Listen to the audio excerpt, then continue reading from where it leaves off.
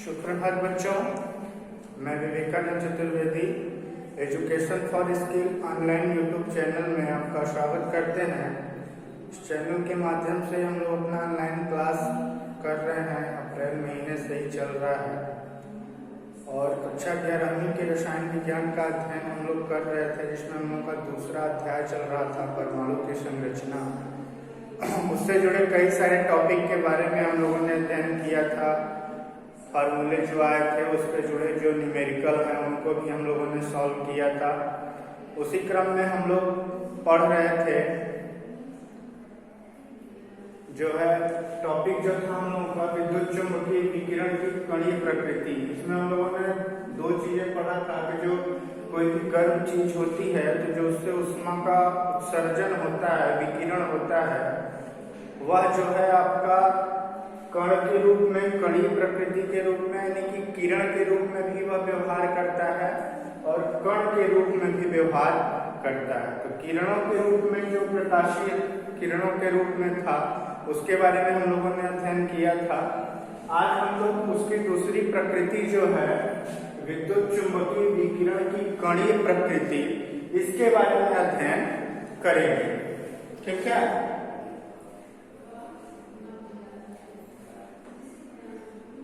अब इसमें जो आपका सबसे महत्वपूर्ण होता है विद्युत चुम्बकीय विकिरण की कणीय प्रकृति जो है, इसमें सबसे महत्वपूर्ण होता है आपका प्लांक का क्वांटम सिद्धांत।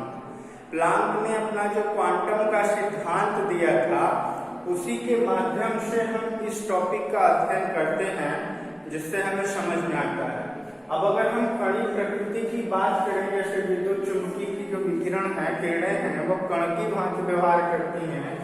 ये आपका दो टॉपिक होता है, एक होता है बिंदु विवर्तन, ठीक है, और एक होता है व्यतिकरण, एक होता है व्यतिकरण। ये दो टॉपिक होते हैं, ठीक। एक होता है विवर्तन और एक होता है व्यतिकरण। विवर्तन को बोलते हैं डिफ्रैक्शन और व्यतिकरण को बोलते हैं इंटरफेरेंस, ठीक है।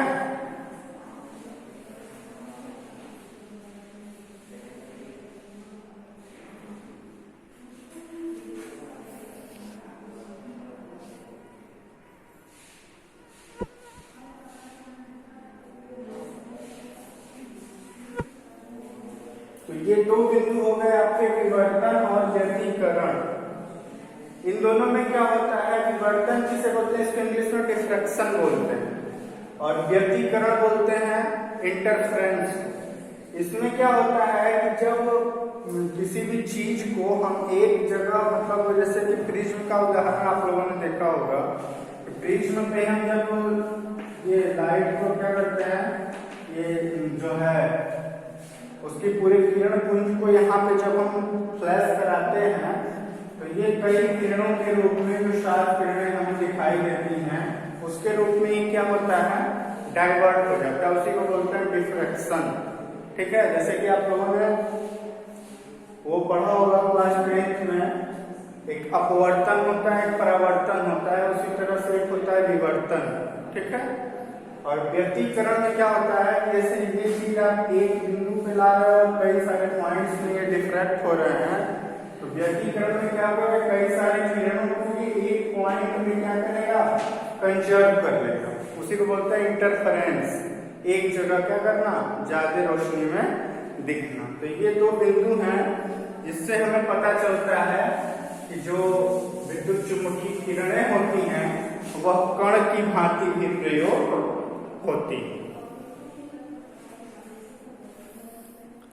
यानी कि इनका जो प्रयोग है या इनका जो एप्लीकेशन है वो कण की प्रकृति भी इसमें शामिल होती है।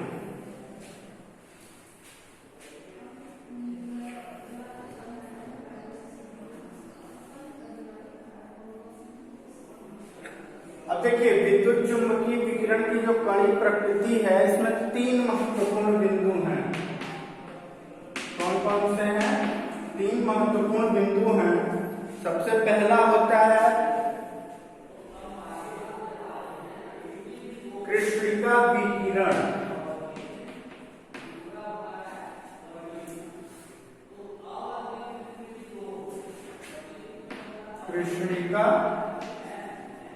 किरण, ठीक है। इंग्लिश में इसको बोलते हैं black body radiation, black body radiation. दूसरा होता है आपका प्रकाश विद्युत प्रभाव। दूसरा क्या होता है? प्रकाश विद्युत प्रभाव, ठीक है। और तीसरा होता है हाइड्रोजन परमाणु से संबंधित, हाइड्रोजन परमाणु से संबंधित रेखा स्पेक्ट्रम।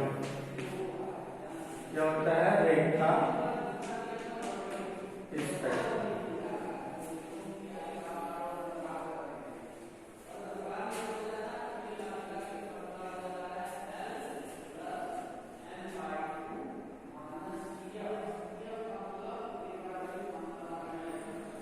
ठीक है। तो ये आपने देखा कि इसमें 3 प्रमुख बिंदु होते हैं जो इसकी कणीय प्रकृति का हम लोग अध्ययन करते हैं उससे जुड़े। पहला हो गया आपका कृष्णिका विकिरण, दूसरा हो गया प्रकाश का विद्युत प्रभाव, ठीक है, और तीसरा हो गया आपका हाइड्रोजन परमाणु से संबंधित रेखा स्पेक्ट्रम। तो इसको जो है ये जो 3 टॉपिक आपके दिख रहे हैं, इस तीनों टॉपिक को एक एक करके हम लोग अध्ययन करेंगे एक एक वीडियो के माध्यम से। तो आज हम लोग अपने पहले टॉपिक को पूरा करेंगे, दूसरे और तीसरे को हम लोग अगले वीडियोज में करेंगे। मैं थोड़ा थोड़ा इनके बारे में आपको जानकारी दे दूं। कृष्णिका विकिरण क्या होता है? कोई भी जो गर्म पिंड होता है, कोई वस्तु हो जो गर्म हो या गर्म पिंड जो होता है, उससे किरणों का जो उत्सर्जन होता है, उन किरणों को हम क्या कहते हैं? कृष्णिका विकिरण, और इंग्लिश में क्या बोलते हैं? Black body radiation.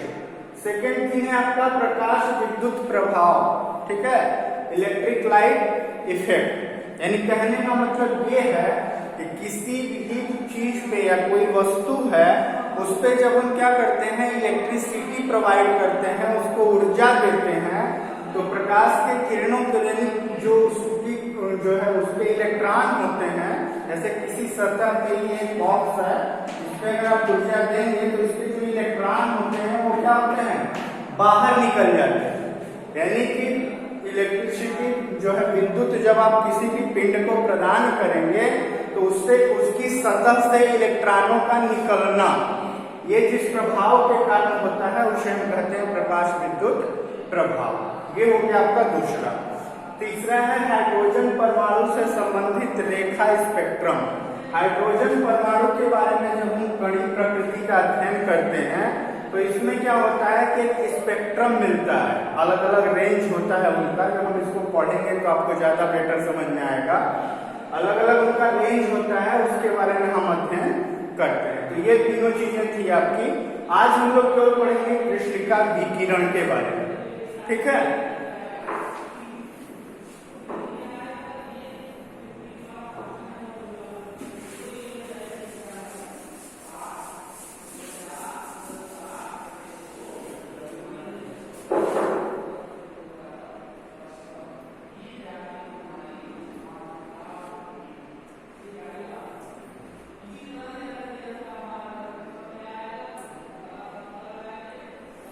अब देखिए जो प्लांक का क्वांटम कांस्टेंट जो है स्थिरांक है या फिर क्वांटम सिद्धांत जो होता है वो भी इसी में आता है। अब इसमें क्या होता है, जैसा कि मैंने आपको परिभाषा बताया कि एक गर्म पिंड से उत्सर्जित होने वाली विकिरण, ठीक है। अब इसमें क्या होता है कि ये ऐसा आदर्श पिंड होता है जो इसमें से जितनी भी किरणें निकलती हैं, ठीक है, या इसकी विशेषता यह होती है कि एक समान आवृत्ति, एक समान आवृत्ति के विकिरण, यानी कि एक समान आवृत्ति की जो भी विकिरण, जितनी भी विकिरणें होती हैं उन सब को अवशोषित करना, क्या करना, यानी कि अवशोषित करना और उनका उत्सर्जन करना। उनका यानी कि यह एक ऐसा आदर्श पिंड होता है जो एक समान आवृत्ति के विकिरणों को उत्सर्जित भी करता है, अवशोषित भी करता है, यानी कि यह दोनों काम करता है। ठीक है, तो उत्सर्जन और अवशोषण दोनों करने की वजह से इस पिंड की ऊर्जा सदैव अधिक होती है, इसीलिए हम इसे एक गर्म पिंड की भांति क्या करते हैं, व्यवहार करते हैं कि यह क्या होता है, एक गर्म पिंड होता है। और गर्म पिंड से अवशोषित किरणें जो होती हैं, उन उत्सर्जित किरणें जो होती हैं, उत्सर्जित किरणों को हम क्या कहते हैं, कृष्णिका विकिरण।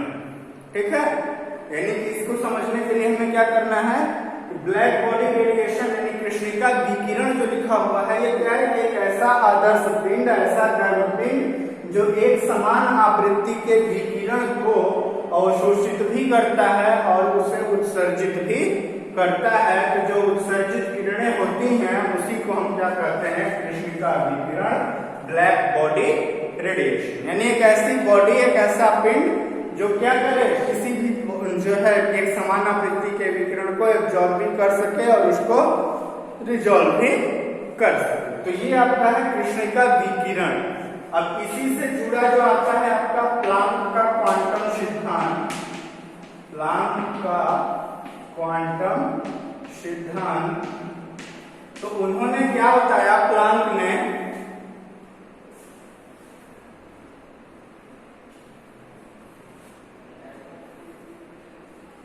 कि जो पिंड होता है उसकी जो ऊर्जा होती है वो उसके आवृत्ति के समानुपाती होती है। क्या होती है, जो पिंड की ऊर्जा होगी, आवृत्ति को हम ऐसे न्यू से दिखाते हैं ना, तो वो उसके क्या होगी, समानुपाती होती है। और हम जानते हैं कि जब भी हम समानुपाती चिन्ह को हटाते हैं, हमें एक स्थिरांक का प्रयोग करना होता है, और ये स्थिरांक यहाँ क्या होता है, h। इसी को कहते हैं, h को प्लांक का क्वांटम स्थिरांक क्या कहते हैं, प्लांक का क्वांटम स्थिरांक। और इसकी वैल्यू होती है 6.6726 इंटू 10⁻⁻34 जूल सेकेंड। क्या होती है इसकी वैल्यू, ये हमेशा कभी भी सवाल में आपके जाएगा, उसकी वैल्यू आप ये यूज करोगे 6.6726 इंटू 10⁻⁻34 जूल सेकेंड। यानी प्लांक ने बताया कि ये जो E होता है ये एक फोटान के रूप में होता है, यानी कि उनकी जो एनर्जी होती है वो एक डिस्क्रीट बंडल के रूप में होती है, यानी एक एक पैकेट के रूप में होती है। और एक पैकेट की एनर्जी को E की जो वैल्यू होती है उसे फोटान कहते हैं। क्या कहते हैं, यानी कि एक E की वैल्यू हमें क्या कहलाएगी, फोटान कहलाएगी। तो ये E हो गया, फोटान के रूप में होता है। तो जब E की वैल्यू आप कैलकुलेट करेंगे तो ये पहले 0 होगा, फिर H, फिर H न्यू, फिर 2H न्यू, फिर 3H न्यू, और इस तरह से NH। इस तरह से डिस्क्रीट बंडल के रूप में, पैकेट के रूप में उस फोटान की एनर्जी, यानी कि जो कण निकला हुआ है विकिरण जो है उसी को फोटान कहा जाता है। तो उसकी जो ऊर्जा होती है उस फोटान की, तो एक फोटान की ऊर्जा जो पैकेट के बंडल के रूप में होती है वो आपकी पहले 0, फिर H न्यू यानी 1, फिर 2H न्यू, 3H न्यू, इस तरह से क्वांटम यानी कंप्लीट के फॉर्म में होता है, पूर्णांक के फॉर्म में होता है।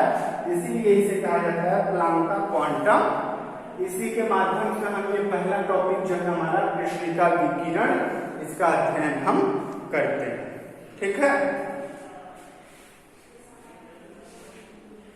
तो ये जैसा कि आपने देखा कि विद्युत चुंबकीय विकिरण की जो कणीय प्रकृति है, इसमें हमें 3 बिंदुओं को अध्ययन करना है, जिसमें हम अध्ययन डिफ्रैक्शन और वो, तो इसमें आपने देखा ना तो अवशोषण और उत्सर्जन दोनों हो रहा है। ठीक है, तो ये जो है 3 चीजें पढ़नी है आपको, कृष्णिका विकिरण, विद्युत इलेक्ट्रिक जो है आपका प्रकाश विद्युत प्रभाव, और हाइड्रोजन स्पेक्ट्रम। तो ये हमारा पहला टॉपिक था कृष्णिका विकिरण, जिसमें मैंने क्या बताया आपको कि कोई एक ऐसा आदर्श गर्म पिंड जो एक समान आवृत्ति के विकिरण को अवशोषित भी करता है और उत्सर्जित भी करता है। तो उत्सर्जित किरणों को क्या कहते हैं? कृष्णिका विकिरण। और जो कण जो एक कण के रूप में होता है, जो होता है वो कण के रूप में होता है और उस कण को कहते हैं फोटॉन। और उस फोटॉन की जो एनर्जी होती है, जो ऊर्जा होती है, जो है अवशोषित आवृत्ति के समानुपाती होती है। और उसको जब हटाएंगे समानुपाती का चिन्ह तो हम यहाँ H प्रयोग करते हैं और E = h न्यू। न्यू हो गया आवृत्ति, ये हो गया प्लांक का क्वांटम स्थिरांक और E हो गया फोटॉन की ऊर्जा। ये क्या हो गई? फोटॉन की ऊर्जा। ये हम यहाँ पे प्रयोग करते हैं। अब इनकी जो ऊर्जा होती है H की वैल्यू हो गई 6.6726 × 10⁻34 जूल सेकेंड। और E की वैल्यू जो होती है एक्चुअली एक पैकेट के फॉर्म में होती है, यानी कि कंप्लीट फॉर्म में होता है, उसके लिए हम इसको क्वांटम यूज करते हैं। ठीक है, तो ये पहले 0, फिर 1, फिर 2, फिर 3, इस तरह से ये पैकेट के फॉर्म में होता है। तो ये रहा आपका पहला टॉपिक। अगले वीडियो में हम जो है पढ़ेंगे प्रकाश विद्युत प्रभाव। तो इसे आप ध्यान से देखें, समझें, और कोई समस्या हो तो आप पूछ सकते हैं। फिर अगले वीडियो में हम लोग नए टॉपिक के साथ जुड़ेंगे। तब तक के लिए धन्यवाद।